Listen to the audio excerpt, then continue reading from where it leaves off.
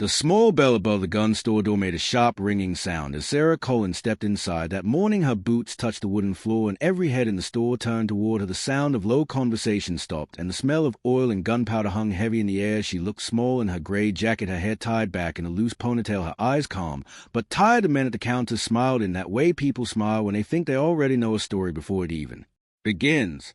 Sarah walked straight to the front counter, her steps quiet but sure. The man behind the counter looked her up and down, his eyebrows raised, a grin forming on his face, as if he had seen something funny. Before she even spoke, she said in a calm voice that she wanted to buy a rifle, something powerful and reliable, the kind that would never fail when it mattered. The man chuckled, shaking his head as if she had just told a joke. He looked over at the group of men standing near the ammo shelves and said in a loud, playful tone, "We got ourselves a sharpshooter here, fellas."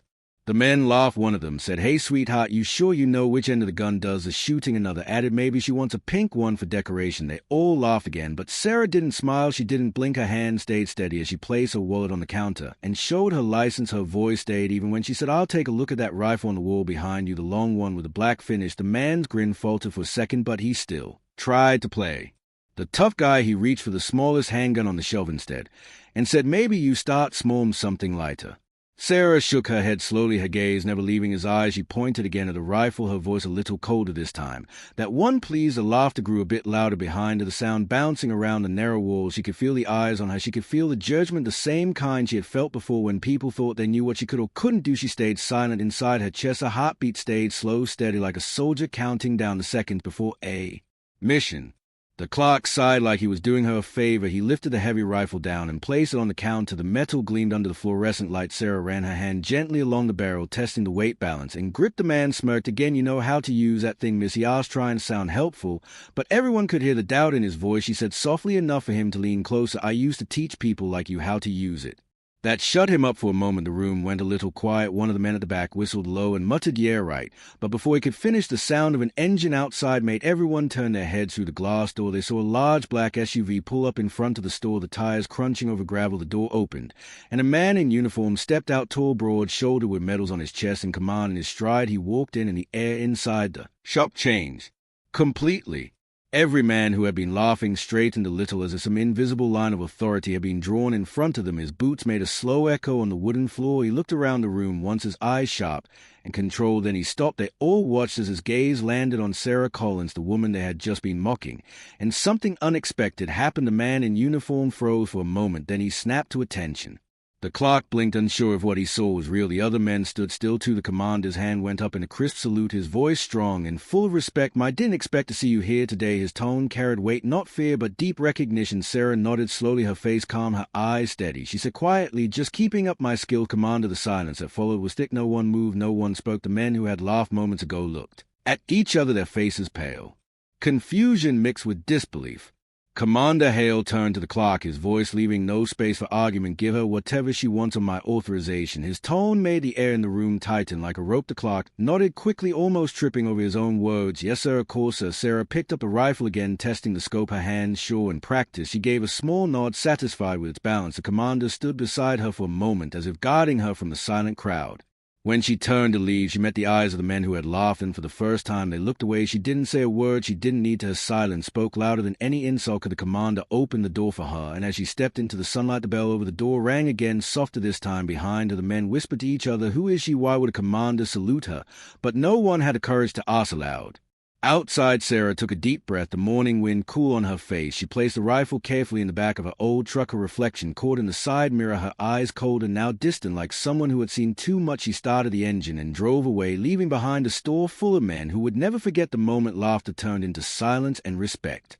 The moment the man in uniform stepped inside the gun store, the air felt heavy, as if all the laughter and noise had been pushed out of the room, replaced by something no one could name. His boots struck the floor in slow, powerful steps, every sound echoing off the wooden walls. His eyes moved across the store, calm but sharp, until they landed on Sarah Collins, standing tall near the counter, the same woman everyone had just mocked moment before. And in that second, something strange and powerful happened. The man straightened his back, raised his hand, and snapped to attention. The men who had been laughing froze in shock. One of them whispered under his breath, "That can't be real." Another rubbed his eyes, thinking maybe he was seeing it wrong. But it was real. The commander, a man everyone in town had heard stories about, was standing stiff like a soldier before Superior. The clerk's face went pale, his grin gone, replaced with confusion and maybe a touch of fear. Sarah didn't move. She looked at the commander with calm, steady eyes like she expected him to come. She gave him a small nod and said in a quiet voice, "Didn't think you'd recognize me, Commander Hale." He nodded once quickly. "Of course I wouldn't. How could I forget the person who taught me everything I know?" The room felt smaller. The air tighter. One of the men at the back muttered something about respect, but his voice trailed off. The commander took a deep breath and turned to the clerk, his voice low but commanding. "Give her whatever she asked for on my authorization. And make it fast." His tone made the clerk's hand shake as he moved to grab the paperwork and box for the rifle.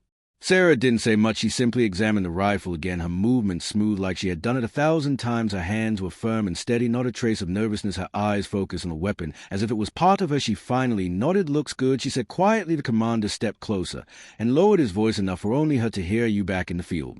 She shook her head. "Not yet, just keeping ready." He gave her a long look, his eyes carrying questions that he didn't dare to ask. Then he turned sharply, facing the men who had been mocking her earlier, his voice booming across the store. "You men think it's funny to laugh at someone you don't know. You think strength comes from noise and size. You have no idea who you just laugh at." The men looked down. None of them spoke. The silence was louder than any apology. Sarah finished signing the papers, and the clerk handed her the box, his hand still trembling. She nodded once in thanks and turned to leave, but Commander Hale followed her outside, the sound of the doorbell echoing behind them as the shop door closed. The sunlight hit them both bright and sharp. The parking lot was empty except for her old truck and his government vehicle parked side by side. For a moment, neither of them spoke, just the sound of wind moving across the gravel. Hale broke the silence first, his voice softer now. "You still drive that old thing?" His Sarah smiled a little. "Only when it still gets me where I need to go." He smiled back for the first time, but it didn't last long. His tone shifted serious. "Again, you sure you're all right?" And word around says some people have been asking about you, people who shouldn't be." She looked down at her hand for a moment and then met his eyes again. "I'm fine, Commander. I can handle myself always." Could he? Nodded slowly. "I don't doubt that." They stood there for a few seconds that felt like minutes, Hale's eyes scanning the horizon as if expecting danger to appear out of nowhere. He finally said, "You know, they still talk about that mission, the one you led, the one that changed everything." Sarah's eyes darkened a little. She didn't answer right away, then said softly, "Some stories are better left where they belong, in the dust."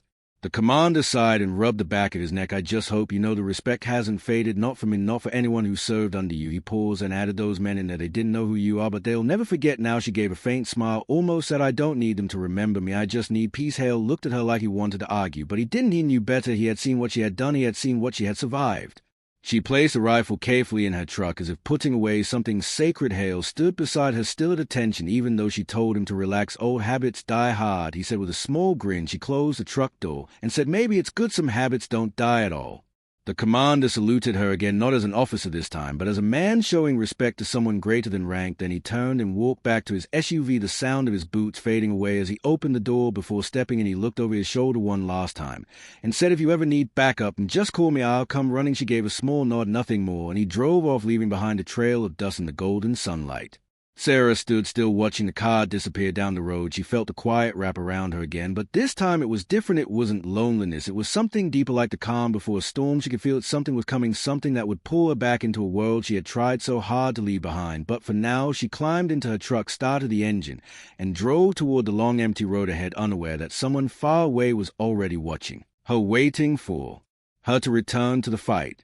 The small town woke to a quiet morning, but inside Sarah Collins's heart the silence carried the sound of old memories, heavy like echoes that refused to fade. She had left the gun store without looking back. The road stretched long and lonely ahead, her truck humming over the cracked pavement, the rifle resting on the seat beside her. The world outside looked peaceful, yet something deep inside her whispered that peace never lasted long for people like her.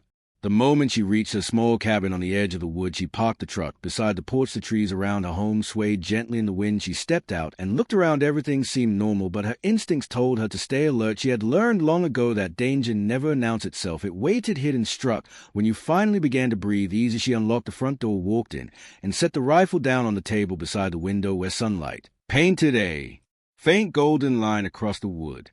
The cabin was simple, a single room with an old couch, a table, and shelves filled with books and photos of life that looked small but full. She walked over to a framed photo on the shelf. It showed her standing in uniform, surrounded by her team, a group of strong faces smiling under the desert sun. Her fingers brushed over the glass, her eyes softening as she whispered their names one by one like a quiet prayer. Each name carried a memory, each memory carried pain. She sat down at the table, her hand resting near the rifle, her mind drifting back to the sound of the commander's voice earlier, his salute, the respect in his tone. It had stirred something she thought was gone, buried deep beneath years of silence and shadows. She thought of the day everything changed, the mission that ended everything, and the mistake that cost lives. It had been 5 years ago, the sandstorm that came out of nowhere, the comms that went dead, the enemy waiting in the dark. She had been leading the operation, the youngest officer to ever command that unit. Her orders were clear, but when the storm hit, nothing went as planned. She remembered shouting commands through the roar of the wind, remembered the screams of her team, and then the explosion that tore everything apart. When she woke up, she was the only one left. The guilt followed her home like a shadow that never left her side. Sarah took a deep breath, trying to push the memories away, but they never truly left. They had beneath the surface like waves waiting to rise. She stood up, walked to the old wooden trunk in the corner of the room, and knelt beside it. The lock was rusty, but her key still fit. When she opened it, the smell of old metal and dust filled the air. Inside lay her folded uniform, her badges, and a small leather notebook tied with a string. She lifted the notebook and ran her hand over its cover. It was worn from years of being opened and closed during nights of guilt and restless dreams. She untied the string and flipped through the pages, each one filled with quick notes, coordinate sketches, names, small reminders of missions that once mattered to the world, but not anymore. Near the back, she found a photo tucked between the pages. It showed her and Commander Hale back when he was just a young recruit, smiling, proud, full of fire. She smiled faintly at the memory before closing the book and setting it aside. A sound outside made her freeze. It was faint but sharp like the crack of a twig. Her head turned instantly, her body tense. She moved to the window, her hand reaching for the rifle. The woods outside was still, but her eyes caught a glimpse of something small, metallic, reflecting sunlight for just a second, maybe binoculars, maybe a lens. Her pulse quickened. She stepped back quietly, her mind racing. She knew what that meant. Someone was watching. She picked up her phone from the counter, her fingers hovering over the screen, before she sighed and placed it back down. She didn't need to call anyone. She didn't need help, not yet. She had lived with danger long enough to know that fear was just another test. She moved quickly, locking the doors, drawing the curtains, and checking the rifle's chamber. Everything was ready. She sat back down, her breath steady, and waited. An hour passed, and the forest outside grew quieter. Only the sound of wind through leaves remained. She stared at the fading light outside and felt the weight of time pressing against her chest. Her mind wandered again to Hale and his words earlier, people asking about her, people who shouldn't be. She wondered if it was connected, if the shadows of her past had finally caught her scent. She walked to the old mirror near the door, her reflection staring back, tired but strong. She whispered to herself, "You're not that soldier anymore." But even as she said it, she didn't believe it. The soldier inside her had never left. She was just sleeping, waiting for the moment she would have to wake again. As night fell, Sarah lit a single lamp, its glow flickering across the walls. She opened the notebook once more and stared at one line she had written years ago, "Never let them find you." She traced the words with a fingertip, then looked toward the window. The forest now swallowed in darkness. Somewhere out there something moved unseen, but she could feel it. She could feel the story beginning again, the one she thought had ended long ago. And deep down she knew this piece she had built was about to shatter.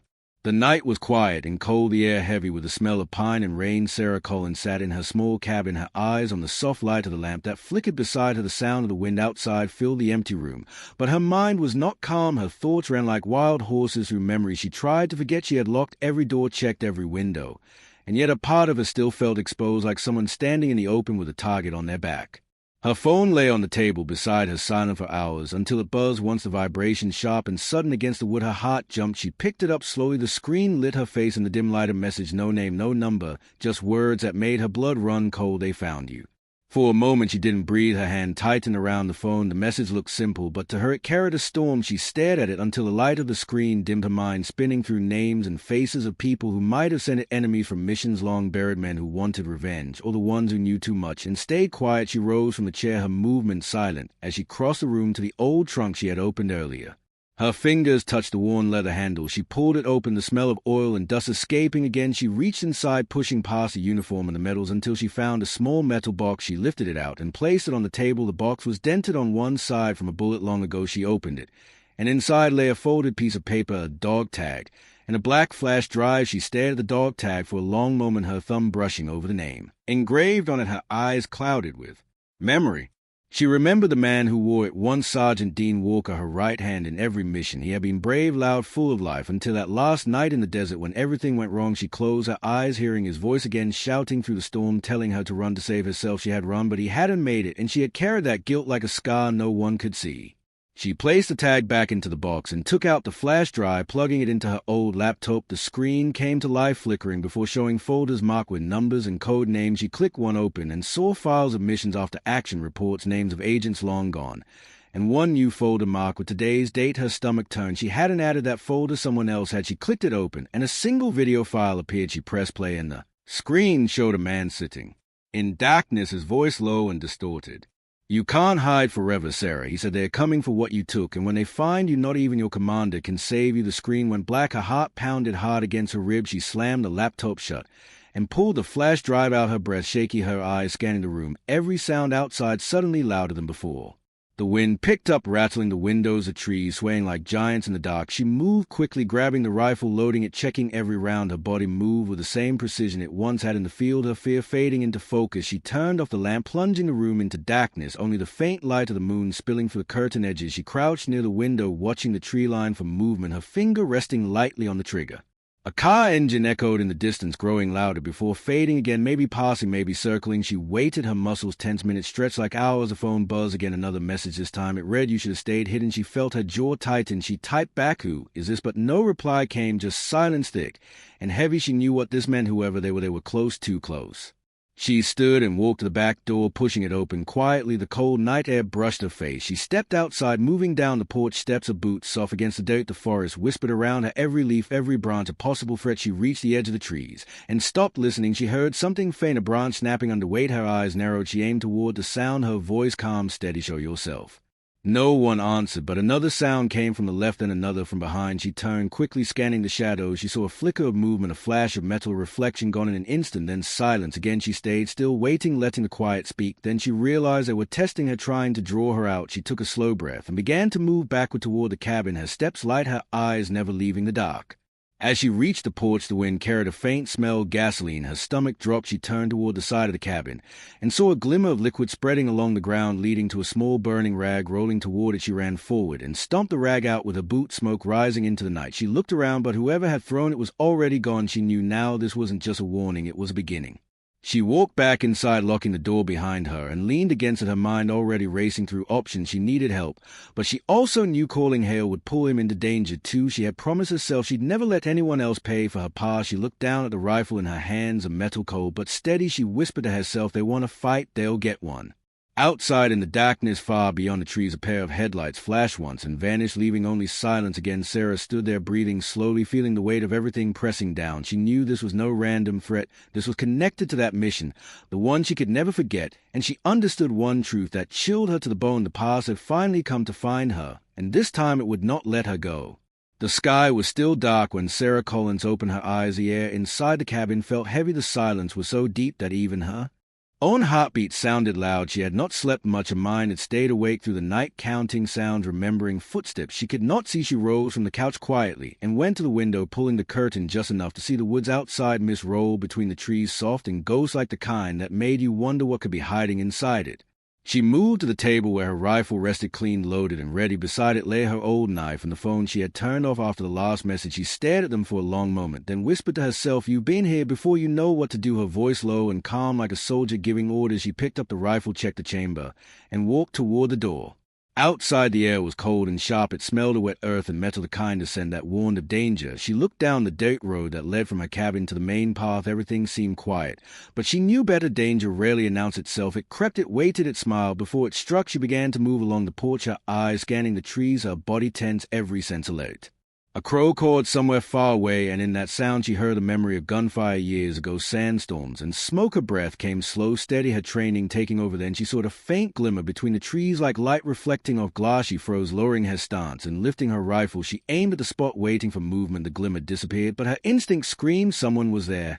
She took a slow step back into the shadow of the porch, her mind racing. If they were already this close, she needed a plan. She needed backup. She thought of Commander Hale and the promise he had made, "If you ever need backup, just call me, I'll come running." She almost smiled, then shook her head. She didn't want to drag him into this, not yet. She turned and slipped back into the cabin, shutting the door quietly behind her. She went straight to the trunk, pulling out a small metal box from underneath the false bottom. Inside were maps, keys, and a small radio transmitter. She flipped the switch, but only static filled the air. She adjusted the dial again and again until a faint voice came through, broken but clear enough. A male voice, Hale's voice. "Sarah, is that you?" She felt her chest tighten. "Commander, I might have company," she whispered. There was a pause before he replied, "Stay put, I'm on my way." She wanted to tell him no, but the line went dead before she could answer. Outside, the sound of an engine drifted faintly through the morning air. Her heart jumped. It wasn't Hale's vehicle. It was too many engines, too many wheels. She ran to the window and saw lights moving between the trees, dark shapes spreading out surrounding the cabin. Her grip on the rifle tightened. She whispered to herself, "Here we go again," and crouched low near the window. The first figure appeared from the woods wearing dark gear, moving fast and silent like a shadow. She waited until he came closer, then flicked the safety off and fired. The sound shattered the quiet. The figure fell, and the rest scattered. Returning fire bullets hit the side of the cabin, with splintering around her. She stayed low, moving from window to window, firing. When she saw movement, her body moved with the rhythm of someone who had done this 100 times before. No hesitation, no fear, just precision. Outside, the men shouted to each other, moving through the trees, trying to flank her, but she knew every inch of this land better than anyone. She slipped through the back door, running low through the brush, circling around the side. She spotted two of them crouched near the porch, aiming for the front. She took them down quickly, the echo of her shots fading into the woods. She reloaded and kept moving, but then a voice shouted behind her, "Stop right there, Sarah." She turned fast, her rifle up, but froze when she saw the man stepping from behind a tree. It was Hale, his uniform dusty, his face tense. "She didn't think I'd let you have all the fun, did you?" He said. She felt relief wash through her, but there was no time to smile. More movement in the trees ahead, shadows coming closer. Hale shouted positions, now his voice carrying command and strength. She moved beside him, taking cover behind a fallen log. They fought together like old times, every shot deliberate, every move in sync. The enemy tried to close him, but Sarah's traps hidden along the forest edge exploded one after another, flames and smoke filling the air. The men stumbled, shouting as chaos spread. When the last shot faded, only the crackling of fire and the rustle of leaves remained. Sarah lowered her rifle, her arms heavy, her breath uneven. Hale stood beside her, scanning the wood for any sign of movement. But it was over for now. He looked at her, shaking his head. "You still got it," he said, his voice half proud, half tired. She gave a small smile. "You too, Commander."